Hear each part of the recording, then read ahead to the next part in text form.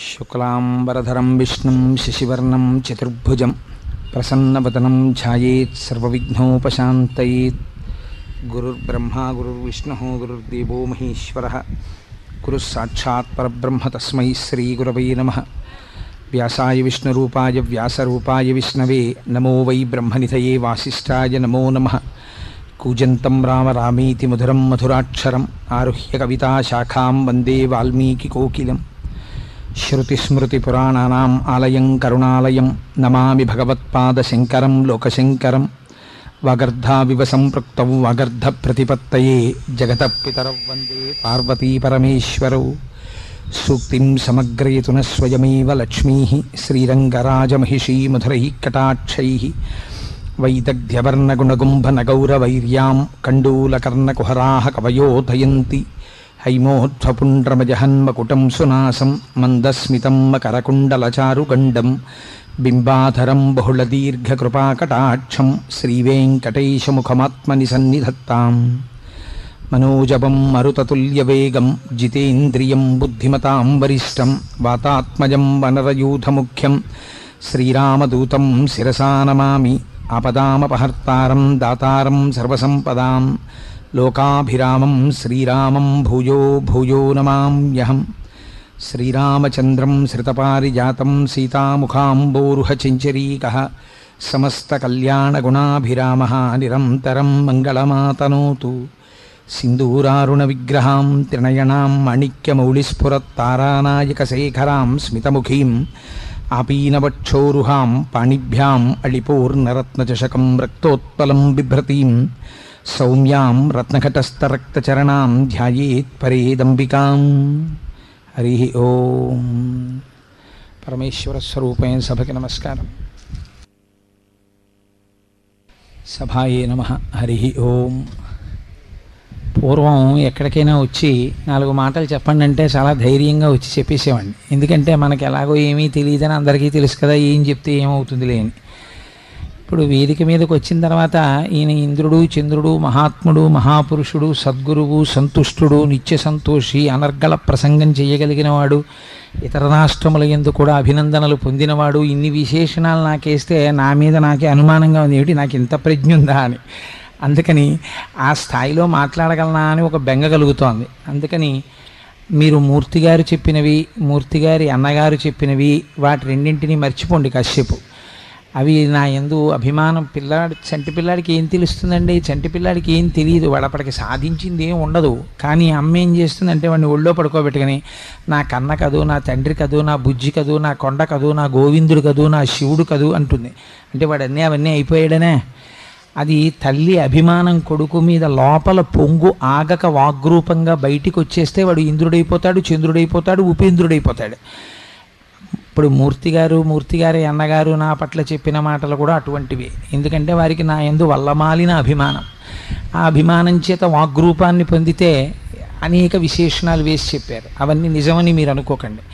ఇక్కడ ఉన్న ఎవరికన్నా నాకేం తెలియదు, కానీ ఏదో ఈశ్వరుడు గురించి 4 మాటలు చెప్పుకొని జన్మ ధన్యత పొందించుకోవాలని మాట్లాడతాను తప్ప మీరు వినవలసిన వాళ్ళు, నేను చెప్పవలసిన వాడిని, నాకు తెలుసున్నవాడిని కాబట్టి నేను చెప్పాలన్న అహంకృతితో కూర్చున్నవాడను కానని మీరు నా యందు మన్నన భావమును పొంది చెప్పేటటువంటి 4 మాటలు మీ యొక్క మంచికి పనికొస్తాయనుకుంటే స్వీకరించండి. సరే, నన్ను ఈరోజు వారణాసి అనగా కాశీ రామేశ్వరం ఈ రెండింటి విషయం గురించి నీకేమైనా తెలిస్తే చెప్పు అన్నారు.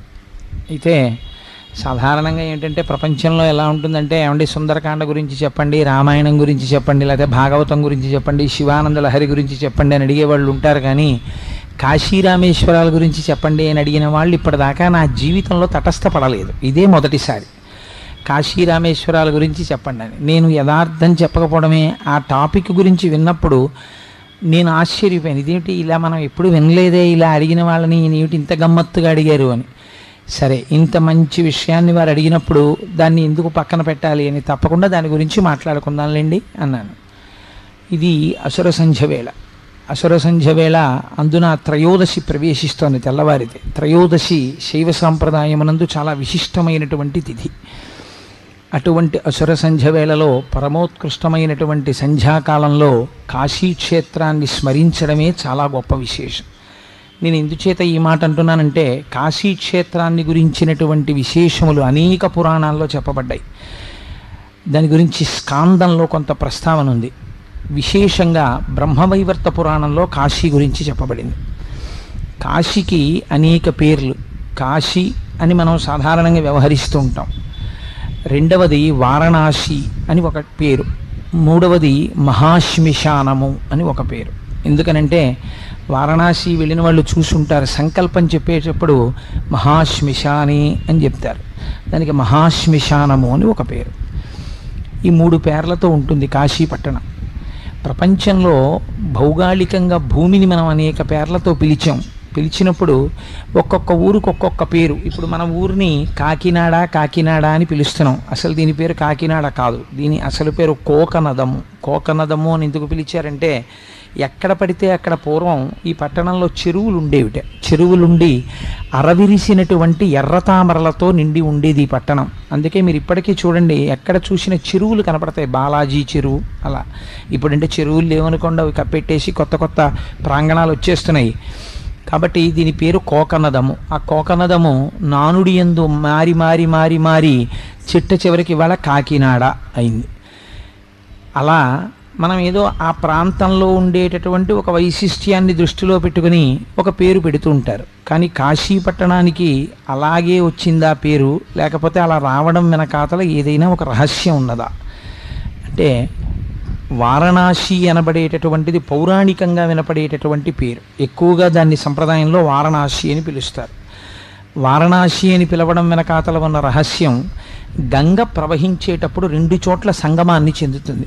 ఒకవైపు వారణ అన్నది నదితో సంగమాన్ని చెందుతుంది, వేరొక వైపు అసి అనబడేటటువంటి నదితో సంగమ స్థానాన్ని పొందుతుంది. 2 నదీ సంగమ స్థానాల మధ్యలో ప్రవహించినటువంటి గంగానదీ పరివాహక ప్రాంతమును కలిగినటువంటి క్షేత్రం ఏదున్నదో దానికి వారణాసి అని పేరు. అయితే వారణాసికి ఎందుకంత గొప్పతనం వచ్చింది? మనం కాశీ వెళ్ళకపోతే జీవితంలో కాశీ నేను రాను అన్నవాడు ఉండడు. ఒక్కసారైనా కాశీ వెళ్ళాలండి అంటారు. పూర్వకాలంలో అయితే కాశీకి వెళ్ళినవాడు కాటికి వెళ్ళినట్లే అని ఒక సామెత ఉండేది.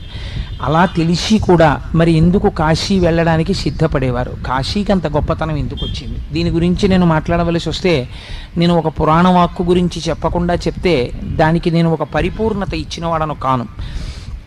మనకి యుగాల్లో కృతయుగము అని ఒక యుగం ప్రారంభంలో, ప్రతి యుగానికి ఒక యుగ పురుషుడు అని ఒక ఆయన ఉంటారు. అంటే ఆ యుగాన్ని, ఆ యుగము యొక్క ధర్మమును నడిపించేటటువంటి వాడు. కృతయుగంలో ఉండేటటువంటి ఆ యుగ పురుషుని యొక్క లక్షణములు ఎలా ఉండేవంటే, ఆయన యజ్ఞోపవీతం వేసుకుని చేతిలో జపమాల పట్టుకుని ఉండేవాడు. దానివలన మీకు ఏది సూచితమవుతుందంటే, ఆ కాలమునందు కృతయుగంలో ఉండేటటువంటి ప్రజలందరూ వైరాగ్య సంపత్తితో ఉండేవారు. తర్వాత త్రేతాయుగం వచ్చింది. త్రేతాయుగం వచ్చేటప్పటికీ అక్కడ ఉన్నటువంటి యుగపురుషుడు చేతితో స్రవము అనబడేటటువంటి దాన్ని పట్టుకున్నాడు. యజ్ఞం చేసేటటువంటి వాళ్ళకి, యాగాలు చేసే వాళ్ళకి 2 పేర్లు బాగా తెలుస్తాయి. సృక్కు స్రవము అని 2 వాడతారు. అంటే ఆ హవిస్సుని వాటిని తీసి అగ్నిహోత్రంలోకి వేస్తూ ఉంటారు. ఆ స్రవము చేతితో పట్టుకొని స్వధర్మానుష్ఠానపరుడైనటువంటి వ్యక్తిగా కనపడుతుండేవాడు త్రేతాయుగంలో. 3వ యుగం ద్వాపర యుగం వచ్చేసరికి ఆయన ఖట్వాంగమును పట్టుకున్నాడు. ఖడ్గము, ధనస్సు, బాణములు పట్టుకుని కించిత్ పాపపుణ్యములు కలిపినటువంటి స్వరూపము కలిగిన వాడై కాఠిన్యముతో కూడిన మాటతో ఉండేవాడు. అందుకే ధనుర్బాణములను పట్టుకోవడం, ఖడ్గం పట్టుకోవడం దుష్ట సంహారాన్ని సూచిస్తుంది. ఖట్వాంగం పట్టుకోవడం ఒక గమ్మత్తైన లక్షణం. దాని గురించి నేను సూక్ష్మంగా మీకు వివరణ చేస్తాను. ఎందుకంటే పరమశివుడి యొక్క అష్టోత్తరంలో ఖట్వాంగి విష్ణువల్లభ అని ఆయనకి పేరు. ఖట్వాంగి అన్న నామానికి అక్కడ విశేషమైన వ్యాఖ్యానం చేస్తారు. ఖట్వాంగము అంటే మంచం కోడు పట్టుకొని ఉంటాడు. అందుకని ఆ ఖట్వాంగం పట్టుకోవడం ఎందుకు అలా పట్టుకుంటారు అంటే, చేసిన పాతకముల నుంచి విముక్తి పొందడానికి ఆ ఖట్వాంగమును ధరిస్తారు అని శాస్త్రమునందు ఒక ప్రమాణం ఉంది. కాబట్టి ఖట్వాంగమును పట్టుకొని ఆ ద్వాపర యుగంలో ఉన్న పురుషుడు కనపడతాడు. కలియుగం వచ్చేసరికి కలియుగంలో ఉండేటటువంటి కలిపురుషుడు చాలా విచిత్రమైన వేషధారణతో ఉంటాడు. చతుర్ముఖ బ్రహ్మగారు కలిపురుష ప్రవేశం జరిగినప్పుడు కలిపురుషుణ్ణి పిలిచారు. ఏది ఎలా ఉంటాడు అసలు, వాడిని సభలోకి రమ్మనండి అని. అంటే ఆయన పిశాచవదనంతో దిగంబరుడై తన ఎడమ చేతితో తన అంగమును పట్టుకొని కుడి చేతితో నాలుకను బాగా బయటికి సాగతీసి కుడి చేతితో పట్టుకొని ఉండుండి వికారమైనటువంటి కరాళ నృత్యము చేస్తూ సభలోకి వచ్చి వెర్రి నవ్వులు నవ్వుతూ నిలబడ్డాడు. చతుర్ముఖ బ్రహ్మగారు కించిత్ ఆగ్రహించారు, ఏమిటి వీడి ప్రవర్తన. మహాప్రభో, కలియుగం అంటే అలాగే ఉంటుంది. నేను లోకంలో ఉండేటటువంటి వాళ్ళందరినీ ఎలా పాడు చేస్తానంటే రెండింటి చేతనే పాడు చేస్తాను. ఒకటి కామసుఖమునందు విశృంఖలత్వము, దానికి ఇంకా వావి వరసలు కానీ సమయాసమయములు కానీ ఇలా చూడవచ్చా అని కానీ ఇలా చూడకూడదా అని కానీ ఇలా మాట్లాడవచ్చా అని కానీ ఇలా మాట్లాడకూడదా అని కానీ ఉండదు. ఎప్పుడూ సంసార సుఖమే పరమ ప్రయోజనమని మాట్లాడేటట్టుగా ప్రజల్ని పాడు చేస్తాను. రెండవది రసేంద్రియమునందు లౌల్యమును కల్పిస్తాను. ఎటువంటి వాడు కూడా ఎప్పుడు తినడమే ప్రయోజనం, కడుపు కోసము తినడము శౌచము ఉండవు, తినడమే ప్రయోజనంగా తింటుంటారు. అస్తమానం తినడమే, ఏదో ఒకటి తింటూ ఉండడమే, ఆ తిండికి అర్థం ఉండదు. ఆనాడు వ్యాస భగవానుడు చెప్పినటువంటి మాటలు బ్రహ్మవైవర్త పురాణం చదివితే ఆశ్చర్యకరంగా ఉంటుంది. అభ్యంగన స్నానము అని చేస్తాం. అభ్యంగనం అంటే ఒంటికి నూనె రాసుకొని తలస్నానం చేస్తారు. అభ్యంగన స్నానం దేని గురించి చేస్తారు అంటే శరీరమునకు ఉన్నటువంటి పాపరాశిని ధ్వంసము చేసుకుని శౌచముతో కూడినటువంటి రీతిలో ఈశ్వరారాధనము చేసి వ్రతములు మొదలైనవి చేసేటప్పుడు పీటల మీద కూర్చునేటప్పుడు అభ్యంగనం ఆచరించాలని శాస్త్రం. కానీ రాబోయే కాలంలో స్త్రీ పురుషులు అభ్యంగన స్నానము బహువిధములవుతుంది. ఇళ్లల్లో రకరకాలైన అభ్యంగన కేవలమును సౌందర్యవంతముగా ప్రకటించడానికి వాడతారు. ఆశ్చర్యం ఏమిటంటే క్షురకర్మ పురుషుడికి నిర్దేశింపబడింది. స్త్రీలు కూడా, కేశముల మాట నాకు తెలియదు కానీ ఏమో కనుబొమలని రకరకాలుగా స్త్రీలు కూడా క్షురకర్మ చేయించుకుంటారు. చేయించుకొని ఇటువంటి పాతక కృత్యము చేయవచ్చా? ఒక స్త్రీ తన కేశముల మీద ఒక క్షురకుడి యొక్క కత్తి పెట్టించుకోవచ్చా? అది ఎంతవరకు మంచి పని? అసలు అది సువాసినిత్వం అనిపించుకుంటుందా? అలా వేళావేళలు సమయాసమయములు లేకుండా అలా ప్రవర్తించవచ్చా? ఇవి ఉండవు కలియుగంలో. లేకుండా స్త్రీలు కూడా బహిరంగంగా తమ కేశములను సంస్కరింప చేసుకుని క్షురకర్మ చేసుకుని దేహ సౌందర్యమును ప్రకటించడమే పరమ ప్రయోజనం అన్నట్టుగా ప్రవర్తిస్తారు. ఇంకా నేను దాని గురించి ఎక్కువగా మాట్లాడితే కొంచెం కటువుగాను ఉంటుంది, చాలామందికి సభలో బాధాకరంగా కూడా ఉండవచ్చు. అందుకని నేను ఎందుకు మాట్లాడాలి?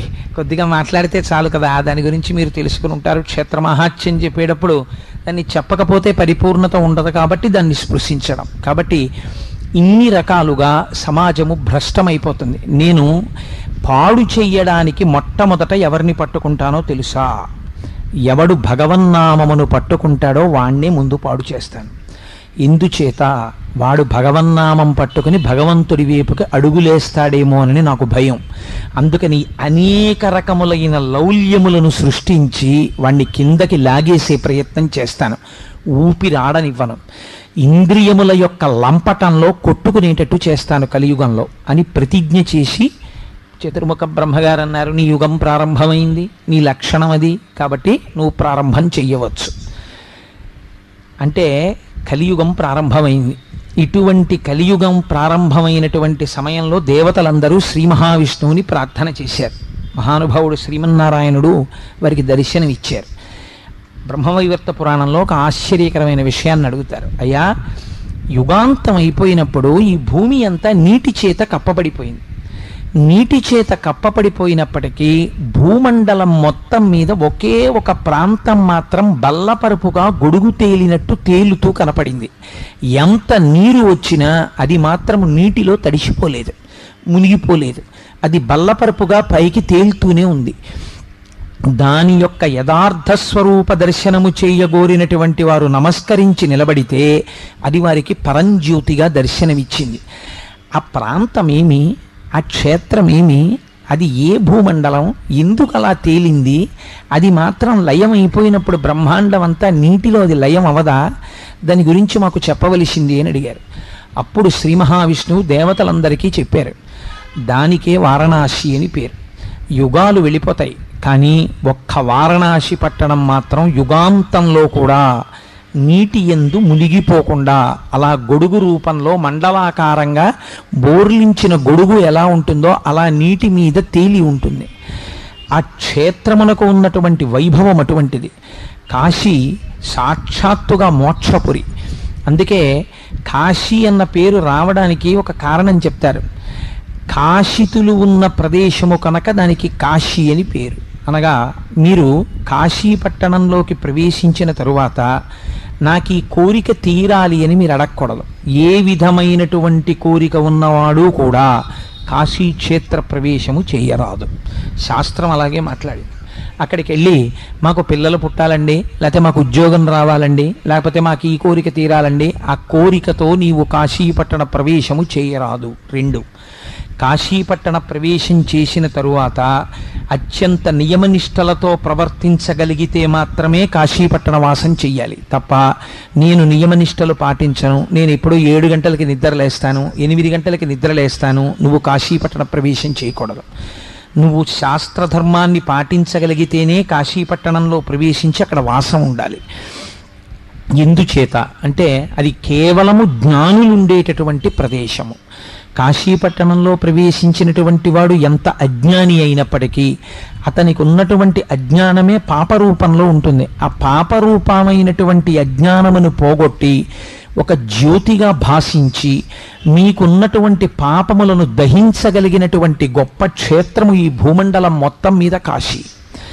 అంత వైభవోపేతమైన క్షేత్రం కనుక ఇక్కడ కేవలము జ్ఞానులు మాత్రమే దీనిలో ప్రవేశించి విశ్వనాథుణ్ణి సేవిస్తారు. అన్యులు దీని యందు ప్రవేశించడం కుదరదు.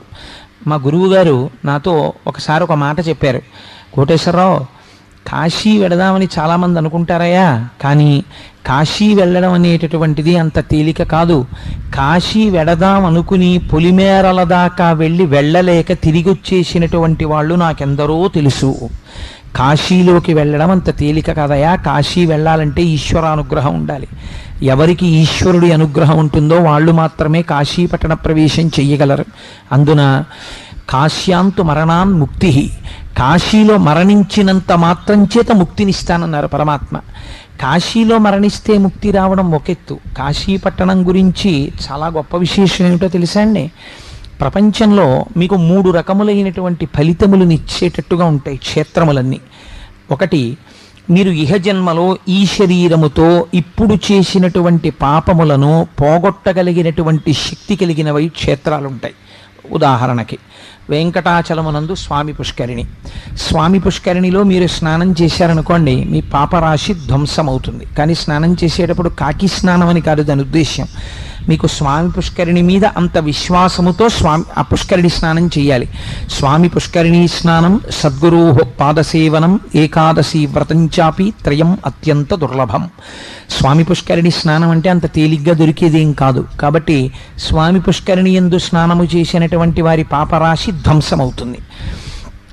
రెండవది, ఇంకొక గమ్మత్తు ఉంటుంది. ఒక్కొక్కరు ఈ శరీరముతో ఉండగా పుణ్యము చేసిన వాడు ఉండడు. ఊర్ధ్వలోకములను పొందడానికి కావలసినటువంటి పుణ్య సంచయమును ఇక్కడ చేసి ఇక్కడ ప్రవర్తించి ఇక్కడ నడువడి ఉన్నవాడు ఉండడు. కానీ అటువంటి వాడు పడిపోయినప్పుడు, అనగా వాడు శరీరము విడిచిపెట్టినప్పుడు వాడిని ఉద్ధరించవచ్చా, ఉద్ధరించగలరా ఎవరైనా అంటే? అందుకే 3 తరాల వరకు తద్దినం పెట్టడం అనేటటువంటి ఆనవాయితీ. 3 తరాల వరకు వాళ్ళని పితృదేవతాలోకంలో ఉంచుతారు అని. ఈ 3 తరాలలో ఎవరైనా తద్దినం సక్రమంగా పెట్టినా, తద్దినం సక్రమంగా పెట్టడం అంటే ఏంటి? ఏడుస్తూ ఏదో తప్పదు, వాడో తండ్రో తల్లో ఏదో చచ్చిపోయారు మనం పెట్టాలి కదా అని పెట్టిన తద్దినం కాదు. దాని పేరే శ్రాద్ధము. శ్రాద్ధము అనగా పరమశ్రద్ధతో నిర్వహించవలసినది. మార్కండేయ పురాణంలో దాని గురించి విస్తృతంగా మాట్లాడతారు. మీరు ఏది తింటారో అది పితృదేవతలకి పెట్టాలి. మీరు ఏది తిని వదిలిపెట్టారో, అనగా శేషము ఏది ఉందో ఇంట్లో, దాన్ని పితృదేవతలకి పెట్టకూడదు. ఓ కేజీ వంకాయలు ఇచ్చి మీరు 1/2 కేజీ వంకాయలు వండేసుకుని మిగిలిన 1/2 కేజీ వంకాయలు పితృదేవతలకు వాడకూడదు. మీరు ఆ రోజు తీసుకొచ్చి పితృదేవతలకు వాడాలి. కాబట్టి శ్రాద్ధమనగా శ్రద్ధతో నిర్వహించున్నది. శ్రాద్ధమును సక్రమముగా నిర్వహించి గయాక్షేత్రానికి వెళ్ళి ఎవరైనా పిండ ప్రదానం చేస్తే అక్కడ శ్రీ మహావిష్ణువు యొక్క అనుగ్రహం చేత వాళ్ళు మోక్షమును పొందుతారు. కాబట్టి పుత్రుడు అని ఎప్పుడు అనిపించుకుంటాడు అని శాస్త్రం ఏందంటే, కేవలం తల్లిదండ్రులకు పుట్టినటువంటి ప్రతి కొడుకు కాడు. కొడుకులందరూ కొడుకులని మీరు అనుకుంటున్నారేమో, శాస్త్రం అంది కొడుకులందరూ కొడుకులనుకో కుస్మా. కొడుకులు 5 రకాలుగా ఉంటారు.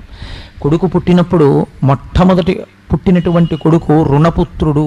ఒక్కొక్కడు గత జన్మలలో మనం వాడి దగ్గర రుణం ఉండిపోతాం, లేదా వాడు మనకి రుణం ఉండిపోతాడు. ఏదో ఉండిపోయింది, వాడి మనకి తీర్చవలసింది, వీడి శరీరం వెళ్ళిపోయింది, వాడు రుణం తీర్చుకోవడానికి వస్తాడు. వచ్చి కొంతకాలం చాలా మంచిగా తండ్రిని సేవించి తండ్రి అడుగుజాడలలో నడుస్తూ ఉంటాడు. ఉండి అకస్మాత్తుగా శరీరాన్ని వదిలిపెట్టేస్తాడు. అందుకే రుణానుబంధ రూపేణ పశుపత్ని సుతాలయా, ఆ రుణపుత్రుడు అంటారు. రెండవ వాడు మిత్రపుత్రుడు. అది చాలా గమ్మత్తుగా ఉంటుంది. ఆయన ఎలా ఉంటాడంటే, స్నేహితుడు ఎలా ప్రవర్తిస్తాడో అలా ప్రవర్తిస్తాడు. అంటే సాధారణంగా ఎప్పుడో చిన్నప్పుడే వాడు ఎల్కేజీయో యూకేజీ నుంచే ట్రాన్స్ఫర్బుల్ జాబ్ బండి అని ఏ అమ్మమ్మ గారి దగ్గర లేకపోతే నాయనమ్మ తాతగారుల దగ్గర వాడు చదువుకుంటాడు. వాడికి తండ్రి గారిని చూస్తే ఒక స్నేహితుడి భావన, ఓ గౌరవంతో నాన్నగారు బాగున్నారా అండి అంటాడు. అంతకుమించి పెద్ద ఆప్యాయత ఏమి ఉండదు. కాబట్టి మిత్రపుత్రుడు.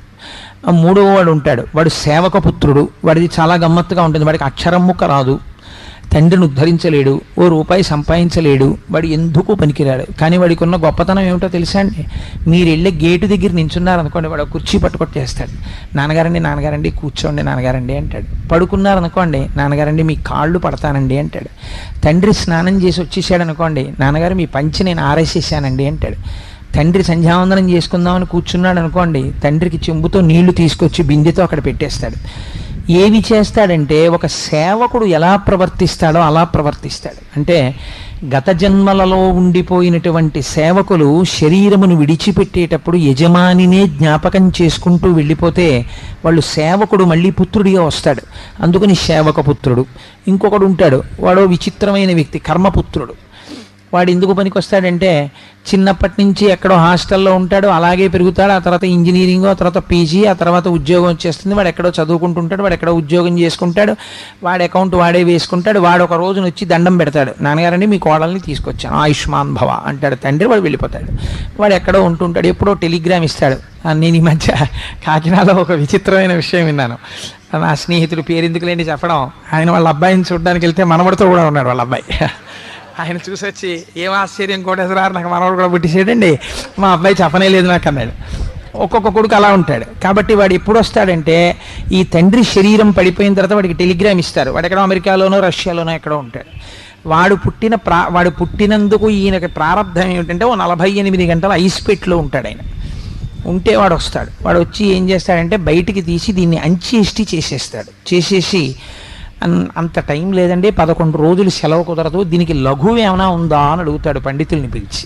ఏదో చెప్తారు వాళ్ళు, ఏదో చేయి, నీ కర్మ ఏం చేస్తావు మరి, మీ నాన్న ప్రారంభం అంటారు. వాడు చేసేసి విమానం ఎక్కి వెళ్ళిపోతాడు. ఇంకా మళ్ళీ ఎందుకు ఇండియా, ఇంకా అవసరం ఏమైంది, ఉన్న ఒక్క సంబంధం కూడా పోయింది. ఫోటో ఉంటుందో ఉండదో నాకు తెలియదు, అవన్నీ నన్ను అడక్కండి. కాబట్టి వాడెవరంటే వాడు కర్మపుత్రుడు. ఎక్కడో ఆ కర్ణకుడు ఉంటాడు, వాడు నిజపుత్రుడు. ఆ నిజపుత్రుడు ఏం చేస్తాడని అడిగింది శాస్త్రం. వాడు ఏ పని చేసినా తండ్రి వైభవాన్ని దృష్టిలో పెట్టుకుంటాడు. ఈ పని నేను చేస్తే మా నాన్నగారి కీర్తి ప్రతిష్టలు ఏమవుతాయి అని ఆలోచిస్తాడు. ఆలోచించి తండ్రి కీర్తి ప్రతిష్టలను నిలబెట్టేటటువంటి వాడై, తండ్రి యొక్క మన్ననను పొంది, తండ్రిని సుఖపెట్టి, తండ్రిని సంతోషపెట్టి, తండ్రి మనస్సు ఆనందించేటట్టుగా ఉండి, తండ్రితో కలిసి జీవితాంతం ఉంటాడు. తండ్రి అందుకే ఐశ్వర్యాలకు ఐశ్వర్యం కొడుకుతో కలిసి ఉండడం. తండ్రి పక్కన పడుకుంటాడు. పడుకుని తండ్రి కొడుకు జీవితంలో అలాగే ఉంటారు. శ్రీభాష్యం అప్పలాచార్య స్వామి వారు ఆ భాగ్యం కోసమే విశాఖపట్నం వెళ్ళిపోయారు. మహానుభావుడు, ధర్మం తెలుసున్నవారు కాబట్టి. కొడుకుతో కలిసి ఉంటాడు. తండ్రి పొందవలసినటువంటి గొప్ప భాగ్యములలో అదొకటి. కొడుకుతో కలిసి ఉంటాడు. చిట్ట చివర ప్రాణోత్క్రమణం